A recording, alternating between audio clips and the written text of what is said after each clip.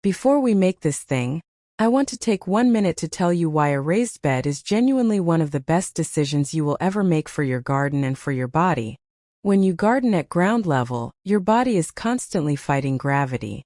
You are bending forward, you are twisting, you are putting pressure on your lumbar spine, your hips, and both knees at the same time. After 60, those joints have earned their retirement, and we are not going to keep punishing them. A raised bed brings the garden up to you. You sit on the edge or on a small stool and you work comfortably. Your back stays straight. Your knees stay out of the dirt. Your hands do all the work, and your body stays happy. But here is the thing most people do not realize. Traditional raised beds, the ones built from wood or stone or bricks, can cost you anywhere from $80 to several $100s, and they require building skills that honestly most of us never needed and do not want to learn now. What I am showing you today costs almost nothing. It can be ready in under an hour. And it is actually better for your soil than most wooden beds out there. I am calling it the instant raised bed. Plain ordinary cardboard from your grocery boxes, your delivery boxes, your cereal boxes, even the boxes from the new shoes you just bought last week. Cardboard is the base of what gardeners call a no-dig raised bed. And it has been quietly used by serious organic gardeners and master gardeners for decades. You just never saw it on television because nobody was trying to sell it to you. There is nothing to buy. Here is what the cardboard does. You lay it on top of your grass or weeds, and it smothers everything underneath it without any digging, any chemicals, or any hard labor. As the months go by, the cardboard breaks down naturally and feeds your soil. Worms love it. They come from deep in the earth, drawn right up through your soil to that cardboard. And when worms show up, your garden is practically growing itself. But the cardboard alone is only the base. What we pile on top is where the magic happens. And that is what we are building today. Now let me walk you through everything you need. And I want you to listen to how simple this list is. First, you need cardboard boxes, enough to cover the area where you want your bed. Remove any tape and break them flat. The bigger the pieces, the better. Your local grocery store will almost always give you their boxes for free if you ask. Just call ahead. Second, you need compost. If you have a compost bin at home, wonderful. If not, a bag of garden compost from your local nursery works perfectly. You will need enough to fill your bed about 10 to 12 inches deep. Third, you need topsoil or a raised bed mix. This is what your plants will actually grow in. A blend of topsoil and compost is ideal. Fourth, and this is optional but lovely, you need some mulch or wood chips for the very top layer. This keeps the moisture in and the weeds from coming back. And fifth, if you want to give your bed a little shape and definition, you can use anything you already have. An old laundry basket with holes in the bottom. Gallon buckets lined up in a row. Stacked logs from your yard. Old bricks or stones. Even sturdy plastic storage bins with drainage holes drilled in the bottom work beautifully. That is your whole list. Most of it you already have, and none of it requires lifting anything heavy. Alright, let us walk through this together one step at a time. Step 1. Choose your spot. Pick a spot in your garden that gets at least 6 hours of sunlight daily. If you are not sure where the sun reaches in your garden, just spend one morning watching where the light falls between 9 a.m. and 3 p.m. That patch of ground that stays bright and warm is your sweet spot. Size matters here too. Keep your bed no wider than 3 feet across. That way you can reach the middle from either side without stretching or bending awkwardly. Length can be as long as you like, but 4 to 6 feet is a wonderful starting size. Step 2. Lay down your cardboard. Wet the ground first if it is dry. Then start laying your cardboard flat, overlapping the edges by at least 6 inches. Think of it like laying floor tiles.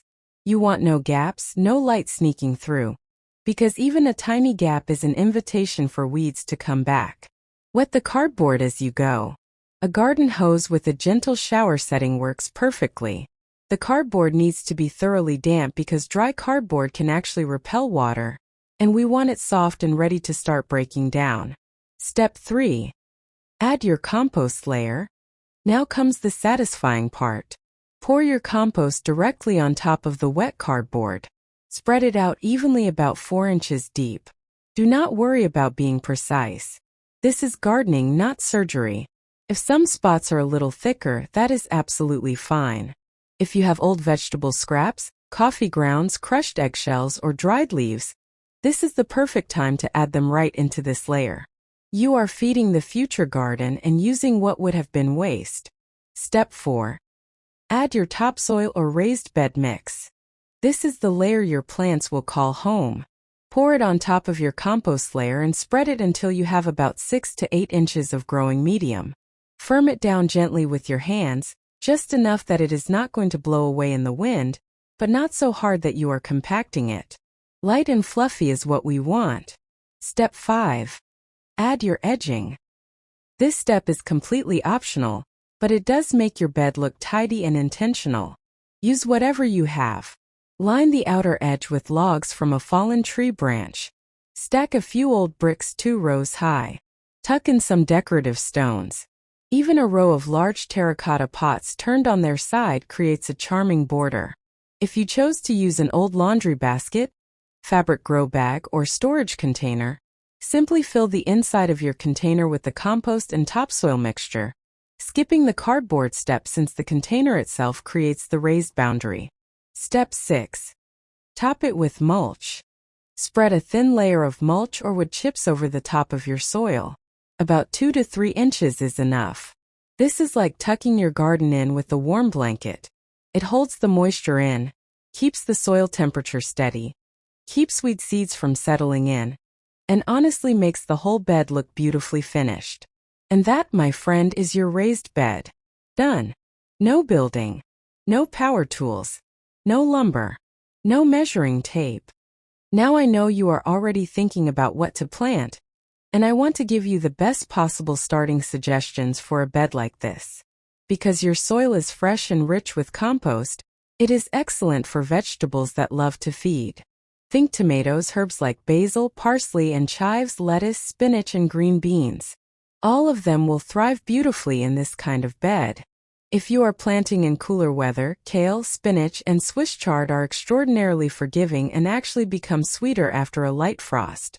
One thing I want you to remember about a new bed like this: the cardboard beneath it will take a few months to fully break down. During that time, you may notice the soil settling slightly as it compacts. Do not panic. Just top it up with a little extra compost, and your plants will never know the difference. And here is the little bonus nobody talks about. Because you layered compost under your topsoil, as the season goes on, the nutrients from that bottom layer are slowly feeding upward. Your plants in this bed will often outperform plants grown in the original garden ground because the soil is so rich and so full of life. And there you have it. Your instant raised bed. Built with cardboard, compost, and a little bit of belief that your best gardening years are not behind you. They are right in front of you. If this video helped you, please give it a thumbs up. It genuinely helps this channel reach more women just like you who are still passionate about gardening and deserve good practical help. And if you are not subscribed yet, please hit that subscribe button and ring the bell. Every single week I am here with more simple, gentle, genuinely useful gardening tips made specifically for us. For women who know a thing or two but appreciate a friend who keeps it real. I will see you in the next one. Happy gardening!